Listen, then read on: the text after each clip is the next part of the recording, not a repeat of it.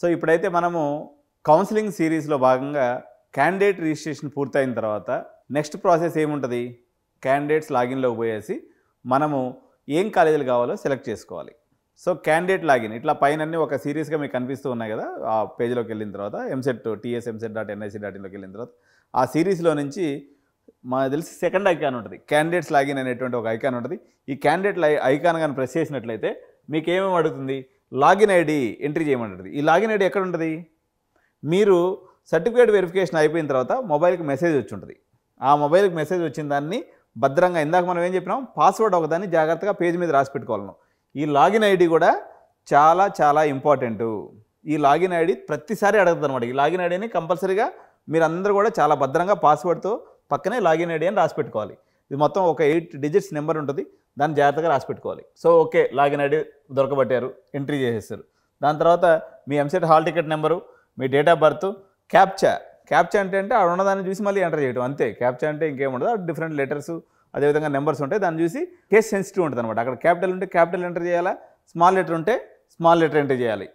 అయిపోయిన తర్వాత నెక్స్ట్ పేజ్కి వెళ్తాం. పేజ్కి వెళ్ళంగానే మీ మొబైల్ నెంబర్ ఏదైతే రిజిస్టర్డ్ మొబైల్ నెంబర్ ఉంటుందో ఆ మొబైల్ నెంబర్కి ఓటీపీ వస్తుంది. ఓకే, ఓటీపీ వచ్చిన తర్వాత ఓకే మీకు ఆప్షన్ ఫామ్ ఓపెన్ అయిపోద్ది. ఇక్కడ ఒక పెద్ద కన్ఫ్యూజన్ ఉంటుంది. ఏం కన్ఫ్యూజన్ ఉంటుందంటే, మీరు ఏమనుకుంటారంటే దాదాపు ఒక మనిషి ఎన్ని ఆప్షన్స్ పెట్టాలనేది నేను నెక్స్ట్ వీడియో చేస్తాను. కానీ సో ఆప్షన్ ఎంట్రీ ఫామ్ వచ్చిన తర్వాత ఒక ఇంపార్టెంట్ ఏంటంటే కంపల్సరీగా డిస్ట్రిక్ట్ సెలెక్షన్ చేసుకొని మీరు ఆప్షన్స్లో దిగండి. డిస్ట్రిక్ట్ సెలెక్షన్ అంటే ఉదాహరణకి మనకి తెలంగాణలో ప్రాథమికంగా మీరు హైదరాబాద్ జోన్ తీసుకున్నాం అనుకోండి. హైదరాబాద్ జిల్లా, రంగారెడ్డి జిల్లా, మెదక్ జిల్లా, ఎందుకంటే ఇప్పుడు మెదక్లో BVRIT ఉంటుంది. ఓకే, నల్గొండ జిల్లా, తర్వాత మహబూబ్ నగర్ జిల్లా, ఈ 5 జిల్లాలు కూడా సెలెక్షన్ చేసుకోండి. ఓకే, సో 5 జిల్లాలు సెలెక్షన్ చేసుకున్న తర్వాత దిగాలి. ఎందుకంటే ఇప్పుడు మీరు suppose only Hyderabad, Rangareddy selection చేసుకొని దిగింది అనుకోండి, BVRIT ఎక్కడ ఉంటుంది, మెదక్ జిల్లాలో ఉంటుంది. ఓకే, ఇప్పుడు మీరు మన బ్రిలియంట్ ఇంజనీరింగ్ కాలేజ్ కానీ లేకపోతే సెంట్ మేరీస్ ఇంజనీరింగ్ కాలేజ్ కానీ ఇటువంటివన్నీ కూడా మీకు వచ్చేసి యాదాద్రి భువనగిరి జిల్లాకు అంతా వస్తాయి.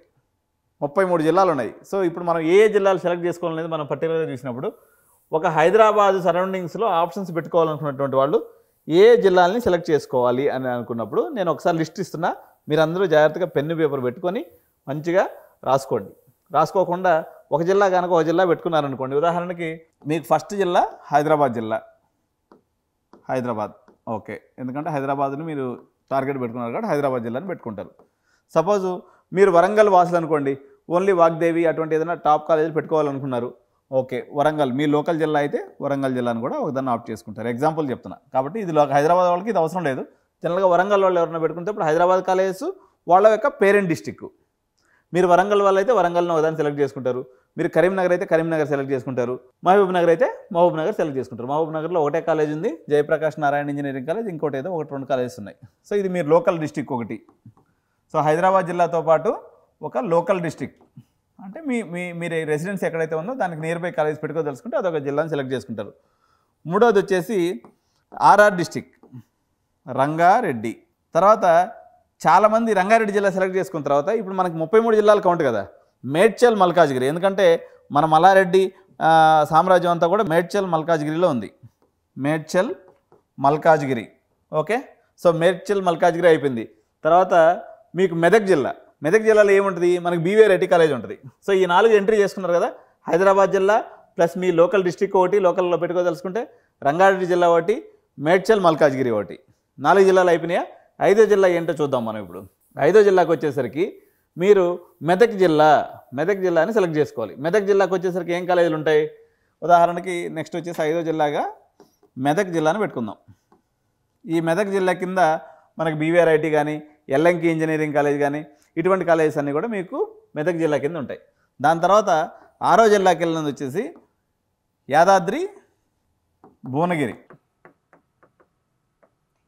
సో ఈ కాలేజెస్ కింద ఉదాహరణకి యాదాద్రి భువనగిరి కింద తీసుకునేటప్పటికి మీకు భువనగిరి సరౌండింగ్స్లో విజ్ఞాన్ ఉమెన్స్ కాలేజ్ ఉంది. దాని తర్వాత విజ్ఞాన్ యూనివర్సిటీ కాదు, ఏది వడ్ల లావురత్తాయి విజ్ఞాన్ కానీ, దాని కింద ఉన్నటువంటి సెంట్ మేరీస్ కానీ లేకపోతే ఇటువంటి కాలేజెస్ అన్నీ కూడా చాలా కాలేజెస్ మీకు యాదాద్రి భువనగిరి కింద ఉన్నాయి. దాని తర్వాత ఇంకా అవుట్స్కట్స్లో కొన్ని కాలేజెస్ ఉన్నాయన్నమాట. నల్గొండ జిల్లా కింద ఉంటాయి. ఈ నల్గొండ జిల్లా కింద కూడా కొన్ని కాలేజెస్ ఉన్నాయి. అంటే మీరు ఒక హైదరాబాద్లో చదవాలి అనుకున్నట్లయితే మీ లొకేషన్ బట్టి, మీరు దిల్షుక్ నగరాల్లో అనుకోండి సహజంగా నల్గొండ, యాదాద్రి భువనగిరి ఇటువంటివన్నీ కూడా పెట్టుకుంటారు. మీరు ఇటుపక్క కూకట్పల్లి వాళ్ళు అనుకోండి మెదక్కు, అదేవిధంగా మేడ్చల్ మల్కాజ్గిరి, రంగారెడ్డి, హైదరాబాద్, ఈ 4 జిల్లాలు అనమాట. దీని ప్రకారంగా డిస్ట్రిక్ట్ సెలక్షన్ చేసుకోవాలి. డిస్ట్రిక్ట్ సెలక్షన్ చేసుకున్న తర్వాత ఈ నల్గొండ వరకు అయిపోయింది. సో ఈ 7 జిల్లాలని తప్పనిసరిగా మీరు సెలక్షన్ చేసుకోండి. సో ఈ జిల్లాలు కూడా మీకు డైరెక్ట్గా ఇలా పేర్లు కనిపించవండి, ఆ జిల్లా యొక్క కోడ్ ఉంటుంది అనమాట. సో ఇప్పుడు ఆ జిల్లా కోడ్ని బట్టి ఉదాహరణకి ఎండి అని, హెచ్వైడి అని, తర్వాత ఎన్ఎల్జీ అంటే నల్గొండ, ఇట్లా కోడ్లు ఏమున్నాయని చూసుకొని మీరు పెట్టుకోదలుచుకున్నటువంటి కాలేజెస్ని కోడ్ని జాగ్రత్తగా సెలెక్ట్ చేసుకోవాలి. జిల్లా కోడ్స్ అయిపోయినాయి. ఓకే, జిల్లా కోడ్స్ అయిపోయిన తర్వాత ఓకే కష్టపడి మీరు ఆప్షన్ ఎంట్రీ ప్రారంభించారు. ఆప్షన్ ఎంట్రీ ప్రారంభించిన తర్వాత సీరియల్ నెంబర్ వేసుకుంటూ పోతారు. సపోజ్ మీరు సిఎస్సిని 1వ బ్రాంచ్ కింద పెట్టుకున్నారు. సపోజ్ బీవీఆర్ఐటీ పెట్టుకున్నారు అనుకోండి. బీవీఆర్ఐటీలో ఓకే ఆప్షన్ నెంబర్ 1 వచ్చేసి మీకు సిఎస్సి పెట్టుకున్నారు. ఆప్షన్ నెంబర్ 2 వచ్చేసి సిఎస్ఎం పెట్టుకున్నారు. ఆప్షన్ నెంబర్ 3 వచ్చేసి సిఎస్డి పెట్టుకుంటారు. ఇట్లా పెట్టుకుంటూ పోయేటప్పుడు మీకు ఫస్ట్ 20-30 ఆప్షన్స్ వరకు క్లారిటీ ఉంటుంది. 20-30 ఆప్షన్స్ పెట్టుకున్న తర్వాత మీరు నెంబర్ ఎక్కడ స్కిప్ చేయకూడదు. అందుకని మీరు ఎప్పుడు కూడా ఆప్షన్స్ పెట్టేటప్పుడు ఒక మాన్యువల్ ఫామ్ని తయారు చేసుకోవాలి. మాన్యువల్గా ఒక దాంట్లో ఎంట్రీ చేసుకోవాలి. మాన్యువల్ ఫామ్లో మీరు రాసుకుంటున్నారు కదా, ఓకే 1వ నెంబర్ నేను బీవీఆర్ఐటీ సిఎస్సికి ఇచ్చాను, ఓకే 2వ ఆప్షను గీతాంజలి సిఎస్సికి ఇచ్చాను, లేకపోతే 4వ ఆప్షను సిబిఐటీలో మెకానికల్కి ఇచ్చాను, ఏదో ఒకటి మీరు ఏదైతే ఎంట్రీ చేస్తున్నారో ఇక్కడ మీరు ఆన్లైన్లో చేసే ఎంట్రీ పాయింట్ని ప్రతి పాయింట్ మీరు ఏ పాయింట్ పెడుతున్నారు అనేది మాన్యువల్ బుక్లో కంపల్సరీగా ఎంట్రీ చేసుకోవాలి. సార్ నేను 200 ఆప్షన్స్ పెడదలుచుకున్నాను, నేను 500 ఆప్షన్, పిచ్చి పైన అది అన్ని ఆప్షన్స్ అవసరం, ఒక 100-150 ఆప్షన్స్ అనేవి గుడ్ ఎనఫ్ అన్నట్టు సరిపోతాయి. కాబట్టి ఆ 150 ఆప్షన్ కూర్చొని నిమ్మలంగా రాసుకోవాలి. దయచేసి ఇంటర్నెట్ సెంటర్ వాళ్ళకి ఆప్షన్ కానీ ఇచ్చినట్లయితే మాత్రం మీ సీటు అమ్ముడుపోయినట్టే, దానివల్ల ఉపయోగం లేదు. మీరు ఆప్షన్స్ మాన్యువల్గా ఎంట్రీ చేసుకొని మీరు చూసుకోండి. ఆల్రెడీ లిస్ట్ ఆఫ్ 89లో మీకు టాప్ 10 కాలేజెస్ ఏంది, టాప్ 20 కాలేజెస్ ఏంది, టాప్ 30 కాలేజెస్ ఏంది, కొంపల్లి రీజియన్లో గుడ్ కాలేజెస్ ఏంది, సిటీ కాలేజెస్లో గుడ్ కాలేజెస్ ఏంది, ఇట్లా లిస్ట్ ఆఫ్ కాలేజెస్ మనం ఎన్నో చేస్తున్నాం. మీరు పాత వీడియోస్ చూడండి, లేకపోతే ఇప్పుడు కూడా మనం సిరీస్ చేస్తాం. ఈరోజు కూడా నేను కొన్ని వీడియోస్ చేస్తున్నాను చూడండి. కాబట్టి ఈ రకమైనటువంటి జాగ్రత్తలు తీసుకున్న తర్వాత సేవ్ ఆప్షన్స్ అని కొట్టిన తర్వాత మీరు ఏమేమి ఆప్షన్స్ అయితే పెట్టున్నారో ఆ లిస్ట్ మొత్తం డిస్ప్లే అవుతుంది. ఆ డిస్ప్లే అయినటువంటి లిస్టు మీరు ఇక్కడ రాసుకున్నటువంటి లిస్టు టాలీ అయిందో లేదో చూసుకోవాలి. సో ఈ 2 లిస్టులు కానీ టాలీ అయిపోయినప్పుడు మీకు క్లియర్ కట్గా కాలేజ్ ఎక్కడన్నా కానీ సపోజ్ మీరు కోడ్ మార్చి ఉంటుంది. ఇప్పుడు మల్లారెడ్డి లాంటి కాలేజీలో కన్ఫ్యూషన్ ఏంటంటే ఎంఎల్ఆర్డి అనే ఒక కోడ్ ఉంటుంది. ఇది Mallareddy 2nd campus. 3rd campus ఎంఆర్సిఈ అనే ఒక ఆప్షన్ ఉంటుంది. సో ఇది non autonomous college last campus అనమాట. సో ఇది అవగాహన లేకుండా మీరు ఏదైనా కాలేజీల ప్రొఫైల్ పెట్టుకునేటప్పుడు కాలేజ్ కోడ్ల యొక్క కన్ఫ్యూజన్ ఉందనుకోండి, వ్యూ ప్రొఫైల్ అనే ఒక ఆప్షన్ ఉంటుంది. వ్యూ ప్రొఫైల్ అంటే మీరు ఆ కాలేజ్ కోడ్ మీద కానీ క్లిక్ చేస్తే ఈ కాలేజీ ఏ సంవత్సరంలో ఎస్టాబ్లిష్ చేయబడింది, ఆ కాలేజీలో హాస్టల్ ఫెసిలిటీ ఉందా లేదా, ఉంటే ఆ కాలేజీ యొక్క ట్యూషన్ ఫీజు ఎంత ఉంది, ఓకే అదేవిధంగా మీకు ఈ కాలేజీ యొక్క హిస్టరీ మొత్తం కూడా బేసిక్ ఇన్ఫర్మేషన్ అంతా కూడా మీకు ఎంసెట్ వెబ్సైట్లో పొందుపరచబడి ఉంటుంది. కాబట్టి ఏదన్నా మీకు డౌట్ వచ్చినప్పుడు వెంటనే మీరు కాలేజీ ప్రొఫైల్కి వెళ్ళి చెక్ చేసుకోవాలి. చెక్ చేసుకోకుండా ఓకే చేశారనుకోండి, మీకు ఇది మామూలుగా అయితే 1,00,000 ర్యాంక్ వాళ్ళు చేరేటువంటి కాలేజ్. సేమ్ అదే నియర్ బై ఆప్షన్ ఉన్నటువంటి ఎంఎల్ఆర్డి వచ్చేసి 25,000 నుంచి 35,000 లోపు చేరే కాలేజ్ అనమాట. సో మీరు మా మిస్టేక్ అని అయిపోతారు.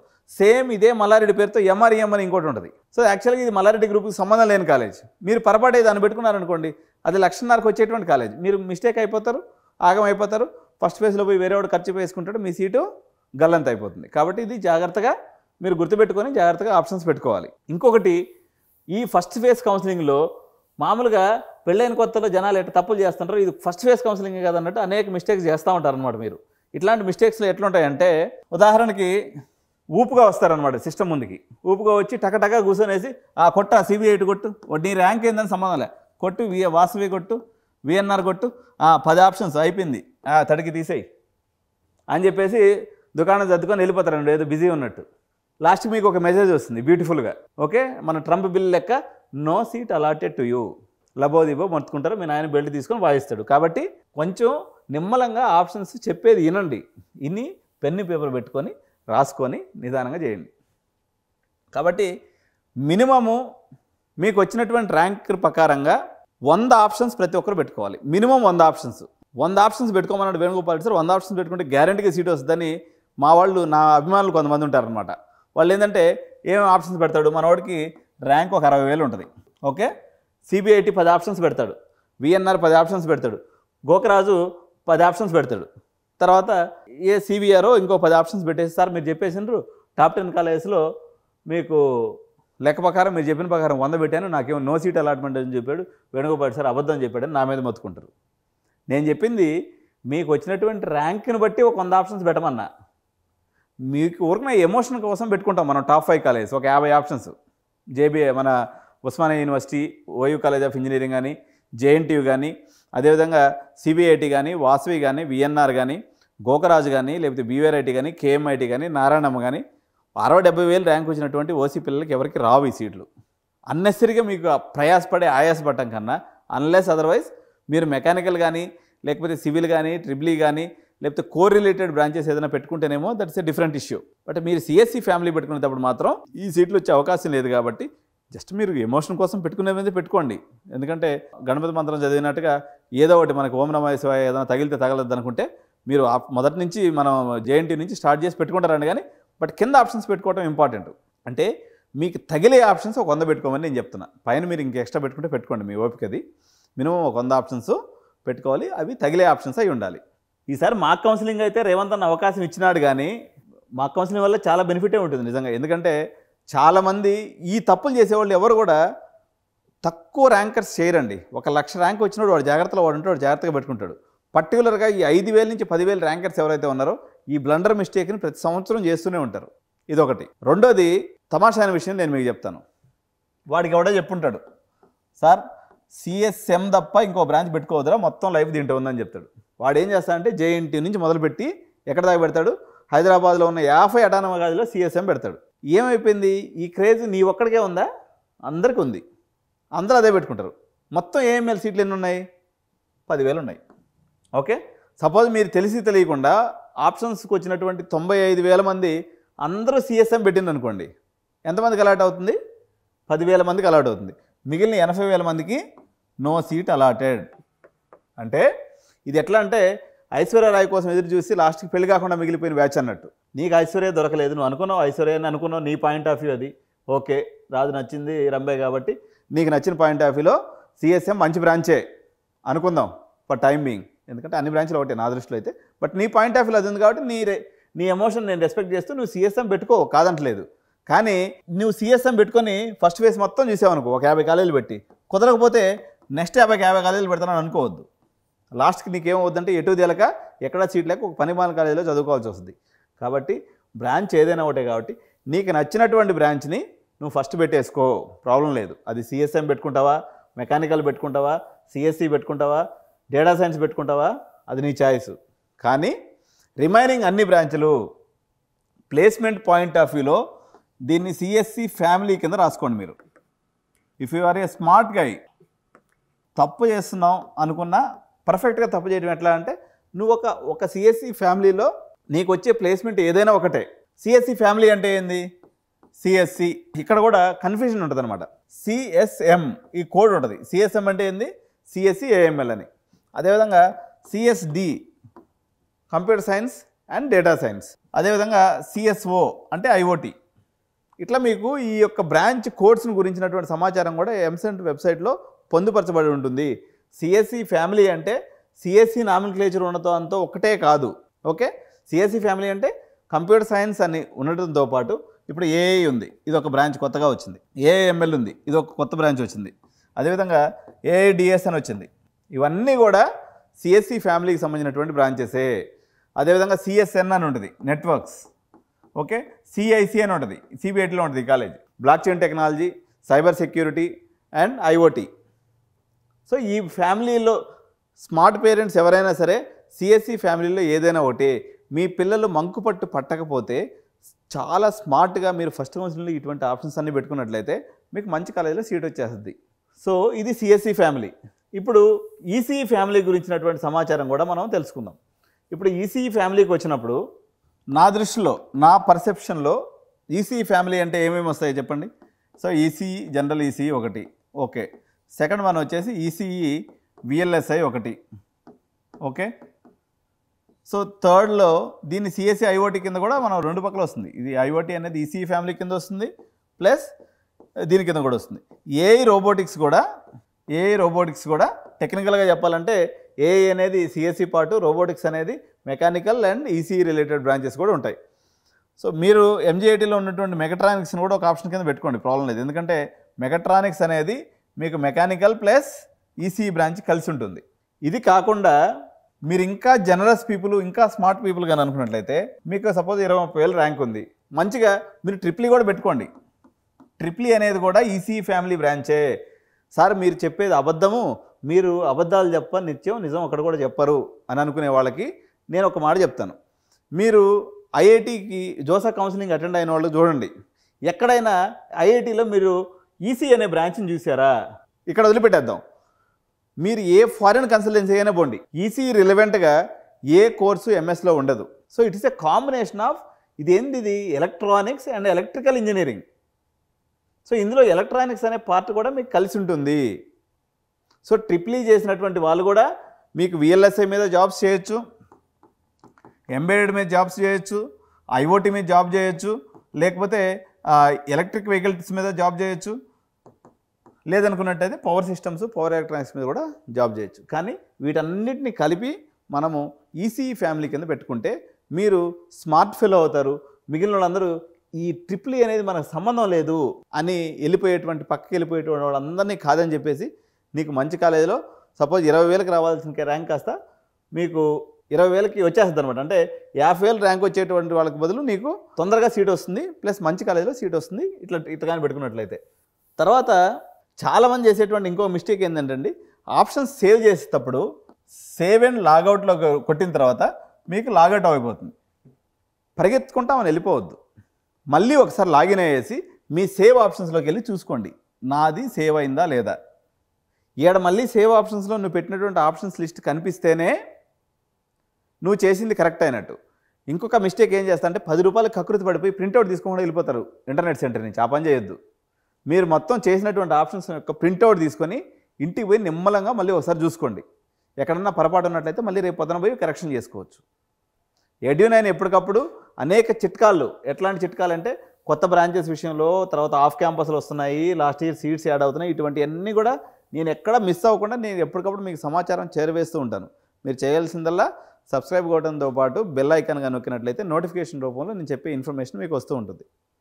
సో నెక్స్ట్ సిరీస్లో మనం ఏం చేద్దాము, జిల్లాల వారీగా కొంపల్లి, లేకపోతే ఇప్పుడు హైదరాబాదు రీజియను, లేకపోతే మేడ్చల్ రీజియను, అదేవిధంగా గట్కేసర్ రీజియను, అదేవిధంగా ఇబ్రహీంపట్నం రీజియను, అదేవిధంగా మీకు హాస్టల్స్ ఉన్నటువంటి కాలేజెస్ యొక్క వివరాలు కూడా తదుపరి వీడియోస్లో నేను మీకు ఇప్పుడు అందిస్తూ ఉన్నాను. తెలంగాణ ఎంసెట్ సిరీస్లో భాగంగా నెక్స్ట్ ఆంధ్ర వీడియోస్ కూడా చేస్తున్నాం. చాలామంది ఆంధ్ర వ్యూయర్స్ కూడా ఉన్నారు కాబట్టి వాళ్ళ కోసం కూడా నెక్స్ట్ సిరీస్ చేస్తాం. ఈ ప్రస్తుతానికైతే ఇది మీకు కౌన్సిలింగ్ సంబంధించినటువంటి ఆప్షన్ ఎంట్రీ ఎలా చేసుకోవాలనేటువంటి సమాచారం యొక్క పూర్తి స్థాయి వీడియో. సో తప్పకుండా వీడియోని లైక్ చేయండి, మీ ఫ్రెండ్స్ అందరూ కూడా షేర్ చేయండి. Thank you so much. జై హింద్, ధన్యవాదాలు.